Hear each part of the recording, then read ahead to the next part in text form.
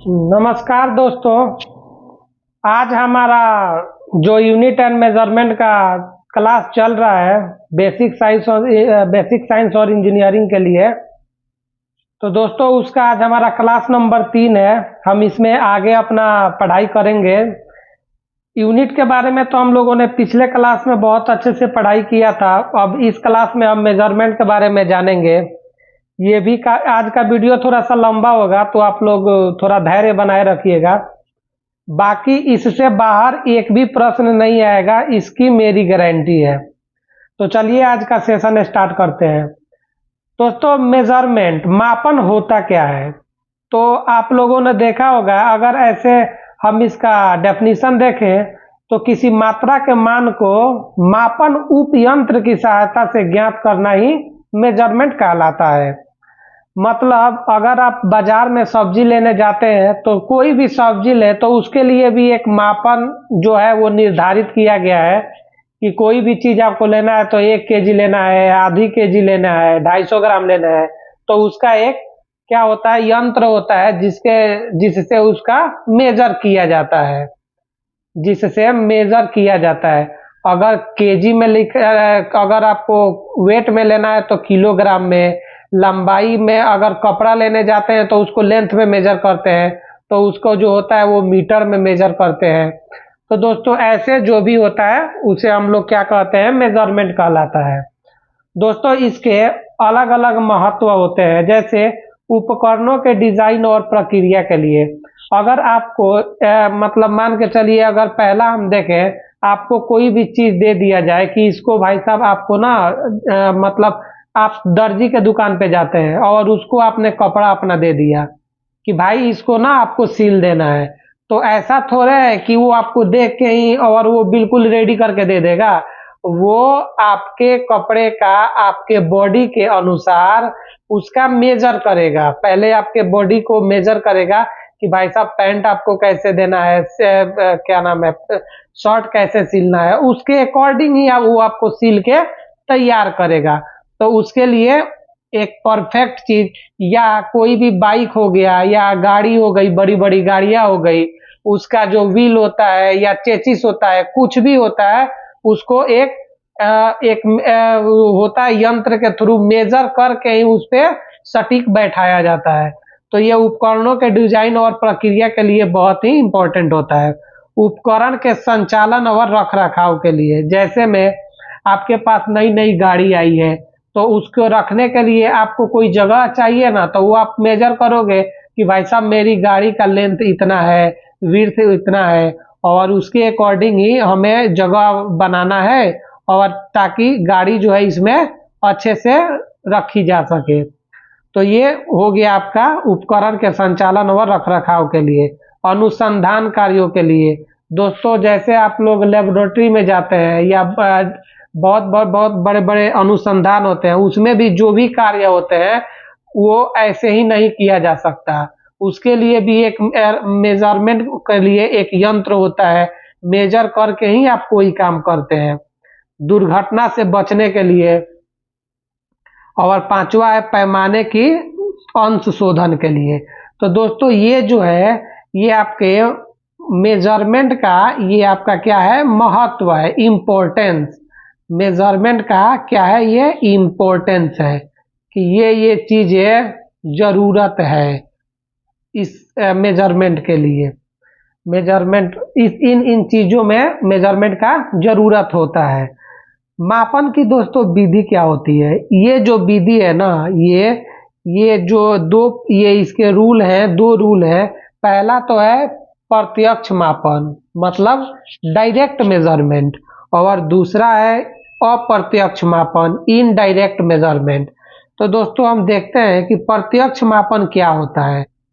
जैसे मान के चलिए कोई भी चीज आपको ला के दे दिया जाता है, कोई भी मतलब कुछ भी हो, आपको ला के ऐसे दे दिया जाए और बोला जाए कि भाई इसको क्या है कि मेजर करना है, तो उसको आप ऐसे तो माप नहीं सकते, उसके लिए आपके पास कोई यंत्र होनी चाहिए। तो उस यंत्र से मापने के लिए, उसका मेजरमेंट के लिए आपको एक यंत्र की जरूरत होती है किसी भी चीज को मेजर करने के लिए। अगर आपको लेंथ में मापना है, जैसे वो हो गया लंबाई हो गया, दूरी हो गया, भार हो गया, लंबाई हो गया। जैसे मान के चलिए कि मैंने कपड़ा का एग्जाम्पल लिया, तो उसको मेजर करने के लिए लंबाई में मेजर करते हैं। अगर मान के चलिए यहाँ से आप कुछ अपने घर से स्कूल जा रहे हैं, तो उसमें कुछ दूरी होगी ना जिसको आप लोग तय करते हैं, तो वो क्या होता है, दूरी हो गया। और भार, अगर आप सब्जी लेने जाते हैं तो किसी भी चीज को, अगर जैसे आपको आलू खरीदनी है, प्याज खरीदनी है, तो उसको कुछ वेट करके ही देना होता है ना, ऐसे तो उठा के नहीं दिया जा सकता। तो उसके लिए हम भार का इस्तेमाल करते हैं। अप्रत्यक्ष मापन क्या होता है, इसमें क्या होता है ना कि किसी भी चीज को अप्रत्यक्ष रूप से मापन किया जाता है। जैसे क्या हुआ कि सूर्य और पृथ्वी की दूरी, सूर्य और पृथ्वी की दूरी को क्या हम बिल्कुल सटीक बता सकते हैं कि हाँ इतना ही है, उसको प्रत्यक्ष रूप से हम मापन नहीं कर सकते हैं, वो अप्रत्यक्ष है। वोल्टेज है, वोल्टेज को हम नहीं माप सकते हैं प्रत्यक्ष रूप से, या करंट हो गया या पावर हो गया। तो ये हमारा हो गया क्या नाम है, मापन की विधि। अब आगे हम देखेंगे, अगला टॉपिक है हमारा स्केल रेंज। स्केल रेंज क्या होता है? तो दोस्तों, जैसे कोई भी वैल्यू दिया हो यहाँ पे 0 1 2 3 ऐसे करके आपका 50 तक, तो ये जो 0 से लेके 50 तक जो होता है ना, ये हो गया आपका आर मैक्सिमम। यही इसका स्केल रेंज होता है, 0 से 50 तक ये इसका स्केल रेंज होता है। और ऐसे ही अगर स्केल स्पान पूछे, स्पान, तो ये होता है अधिकतम और न्यूनतम दूरी का, अधिकतम मान और न्यूनतम मान का अंतर। जैसे में आप मान के चलो यहाँ पे 2 4 8 10 15 17 ऐसे दिया हुआ है, तो इसमें क्या होगा कि मैक्सिमम वैल्यू आपका कितना हो जाएगा, 17, और मिनिमम जो वैल्यू है वो हो जाएगा आपका 2, आर मिनिमम। तो इन दोनों का जो अंतर होगा ना, जैसे 17 माइनस 2 इजकल टू 15, तो इन दोनों का जो डिफरेंस है, इसी को हम लोग बोलते हैं स्केल स्पान। अब है हमारा एक्यूरेसी, यथार्थता। ये होता है दोस्तों किसी भी चीज का एक्यूरेसी, जैसे किसी मापन उपयंत्र से प्राप्त माप उस राशि के वास्तविक मान, ट्रू वैल्यू।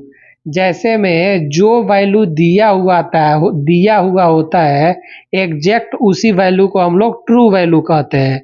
ट्रू वैल्यू के जितना अधिक निकट होता है मापन उपयंत्र, उतना ही यथार्थ कहलाता है। जैसे में ये इसका फॉर्मूला है, एक्यूरेसी इजकल टू 1 त्रुटि होता है, त्रुटि।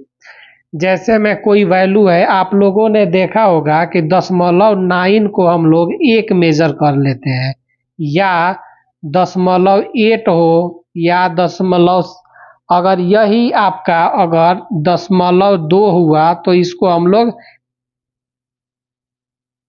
जैसे आप मान के चलिए 0.4 है, तो इसको हम लोग अगर माने तो 5.5 तक मान सकते हैं। अगर 0.5 के नीचे हो तो उसको हम लोग 0.1 मानेंगे, और अगर 0.5 के ऊपर कुछ भी हो तो हम 1 मेजर कर लेते हैं। तो उसी को जो हम बोलते हैं उसका एक्यूरेसी बोलते हैं, मतलब उसका यथार्थ जितना निकट हो उसी को हम लोग जैसे आप लोग ने देखा होगा 29.99, इसको हम लोग लगभग 30 लिख देते हैं। तो इसका मतलब ये हुआ कि जितना निकट हुआ वो उसका क्या हो जाएगा, एक्यूरेसी हो जाएगा, एक्यूरेसी। अगला दोस्तों हमारा जो टॉपिक है वो है सेंसिटिविटी। सेंसिटिविटी ये क्या होता है दोस्तों? सेंसिटिविटी जो इसका हिंदी होता है वह होता है सुग्राहकता, सुग्राहकता। तो ये दोस्तों क्या होता है, सबसे पहले आप लोग ये जानिए, इसका फॉर्मूला होता है, 2 इसके फॉर्मूले होते हैं, और ज़्यादातर एग्जाम के अंदर यही फॉर्मूला पूछे जाते हैं। जैसे सेंसिटिविटी इजकल टू, ये मैंने गलत लिख दिया, सेंसिटिविटी इसका जो फॉर्मूला होगा वो हो जाएगा आपका डिफ्लेक्शन बटा इनपुट, या एक और फॉर्मूला इसका होता है सेंसिटिविटी का, इसका आपका हो जाएगा 1 बटा स्टेबिलिटी।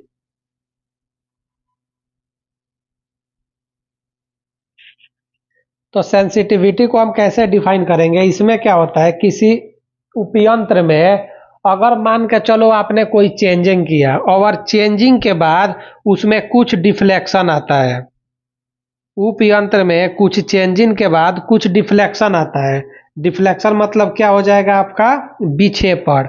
अगर कुछ उसमें परिवर्तन आता है, डिफ्लेक्शन आता है, तो उसके अकॉर्डिंग जो प्राप्त होता है ना उसे ही हम सेंसिटिविटी कहते हैं।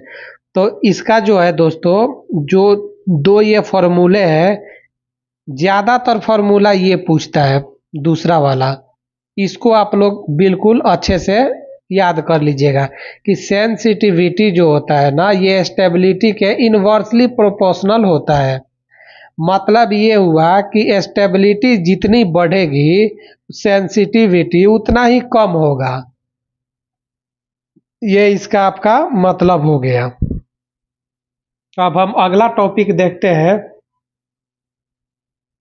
दोस्तों यहाँ पे दो इंस्ट्रूमेंट होते हैं, अगर आप देखें तो एक तो होता है मैकेनिकल इंस्ट्रूमेंट।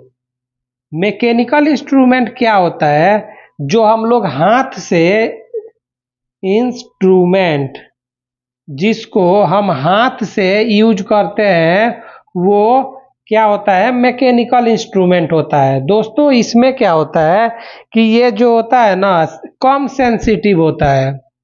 इसमें सेंसिटिविटी जो होता है ना, सेंसिटिविटी इसकी कम होती है और जो स्टेबिलिटी होती है वो अधिक होती है, अधिक स्टेबिलिटी। सेंसिटिव कम होता है और स्टेबिलिटी ज़्यादा होता है। ऐसे ही इलेक्ट्रिकल इंस्ट्रूमेंट होता है एक, इलेक्ट्रिकल इंस्ट्रूमेंट। ये क्या होता है, अगर आप इसको देखें तो ये ठीक इसके विपरीत होता है। ये ज़्यादा सेंसिटिव, इसकी सेंसिटिविटी ज़्यादा होती है और स्टेबिलिटी कम होती है। अधिक सेंसिटिविटी होता है, अधिक सेंसिटिविटी होता है और कम स्टेबिलिटी होता है। तो अगर एग्जाम में आपसे पूछ दे कि किस इंस्ट्रूमेंट की सेंसिटिविटी ज़्यादा होती है, तो आप बोलेंगे इलेक्ट्रिकल इंस्ट्रूमेंट की, या किस इंस्ट्रूमेंट की जो होता है सेंसिटिविटी कम होती है, तो वो हो जाएगा आपका मैकेनिकल इंस्ट्रूमेंट। तो ऐसे आप मतलब ये दो चीज़ें आप लोग ध्यान रखिएगा कि दो इंस्ट्रूमेंट होता है, मैकेनिकल इंस्ट्रूमेंट और दूसरा होता है इलेक्ट्रिकल इंस्ट्रूमेंट। अब दोस्तों जो हमारा टॉपिक है वो है एरर।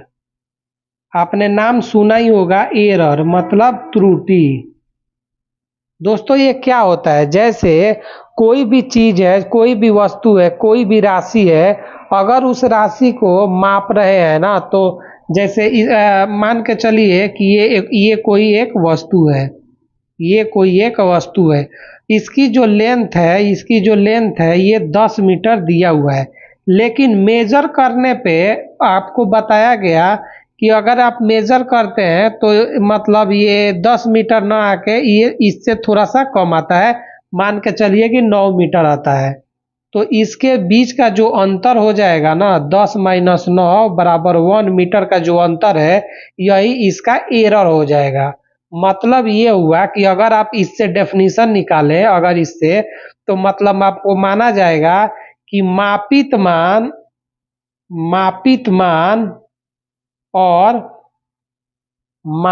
मान जो होता है किसी भी राशि का और वास्तविक मान,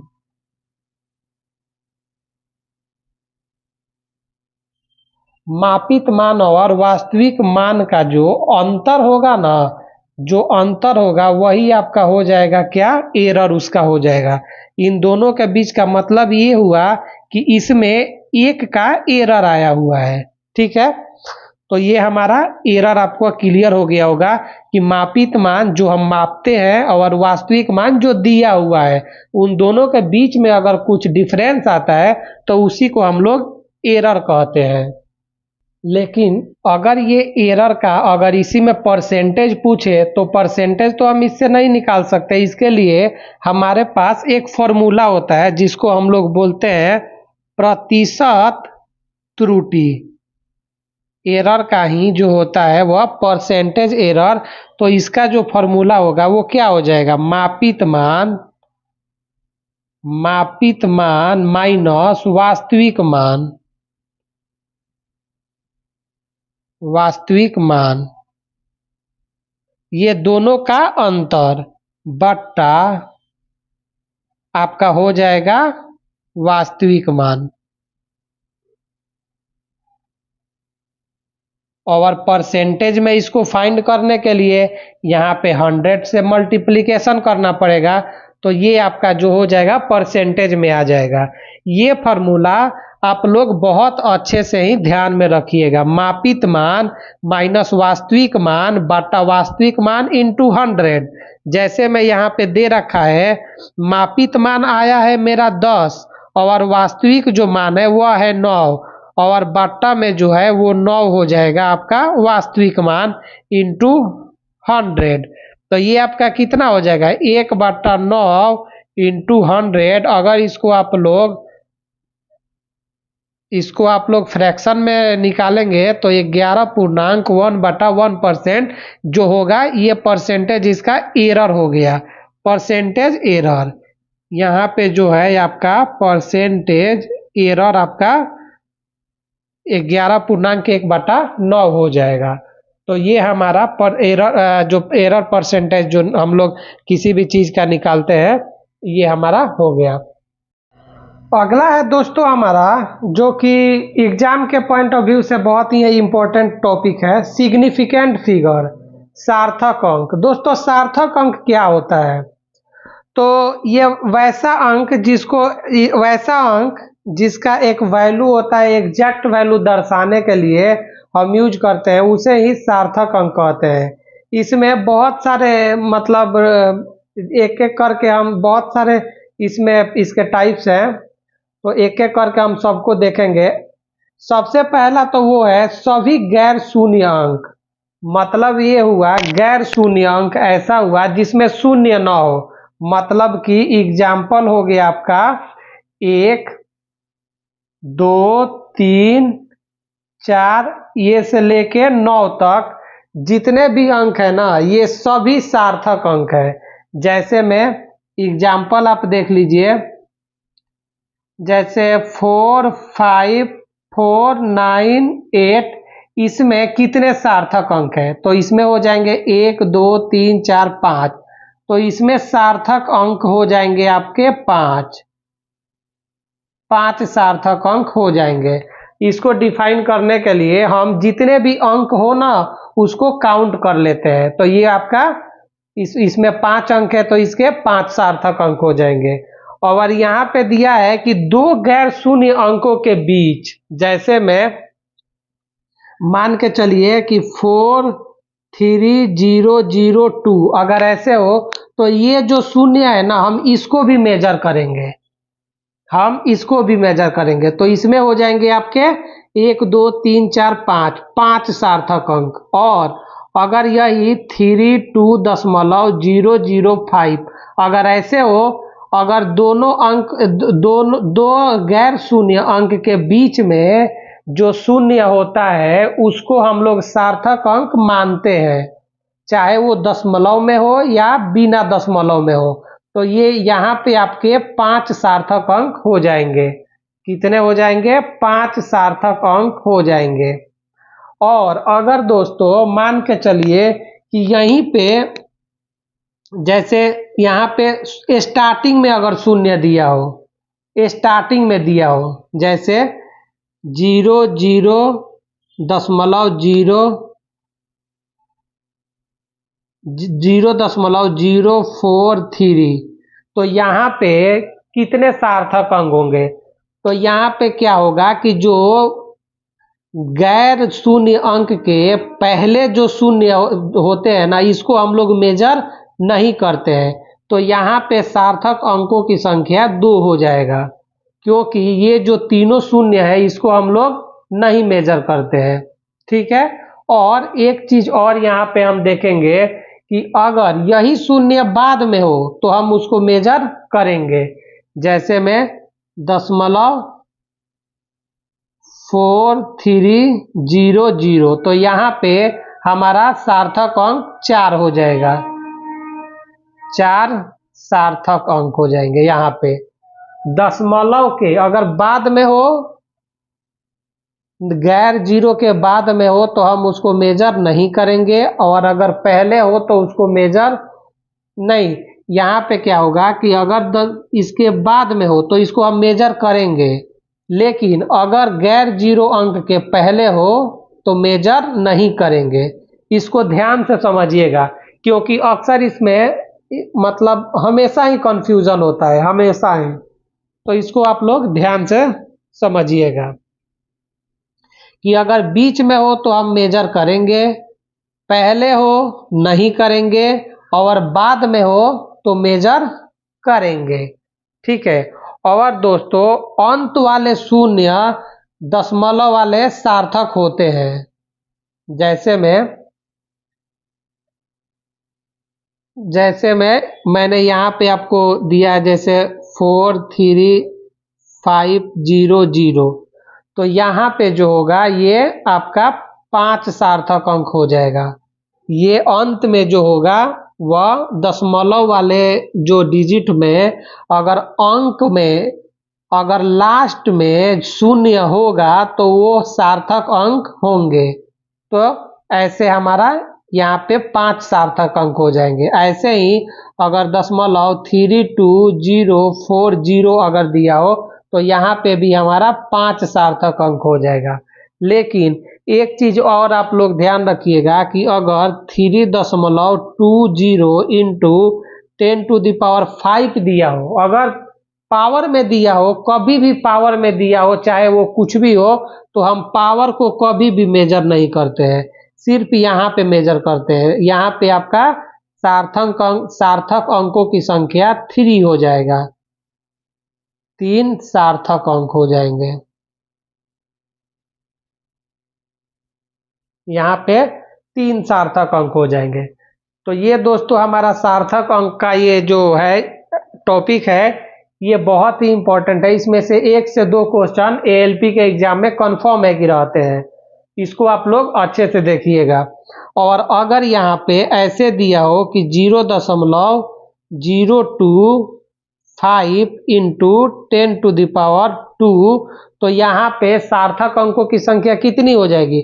हम सिर्फ इसको मेजर करेंगे। पहले वाले को हम ये तो होगा ही नहीं, इसको पावर वाला तो आप हटा ही दो, और इसमें पहले जीरो वाला हम नहीं लेते हैं। तो यहाँ पे सिर्फ सार्थक अंकों की संख्या 2 सार्थक अंक हो जाएंगे। 2 सार्थक अंक हो जाएंगे। यही आपका सिग्निफिकेंट फिगर होता है, जो बहुत ही, अगर आप लोग इसको अच्छे से देखें तो एक बार में ही समझ में आ जाएगा। और दोस्तों यहाँ पे अगर जैसे यहाँ पे मैंने शून्य वाला दिया हुआ है, अगर आपका मान के चलिए कि जैसे 0.04302 अगर ऐसे दिया हो, तब ये वाला जीरो जो है इसको हम लोग मेजर करेंगे, और पहले वाला जीरो है उसको मेजर नहीं करेंगे। गैर शून्य के बीच में रहेगा तो उसको मेजर करेंगे, और जो गैर शून्य के पहले रहेगा उसको मेजर नहीं करेंगे। तो ये मेजर नहीं होगा, ये सिर्फ 4 ही हो जाएंगे।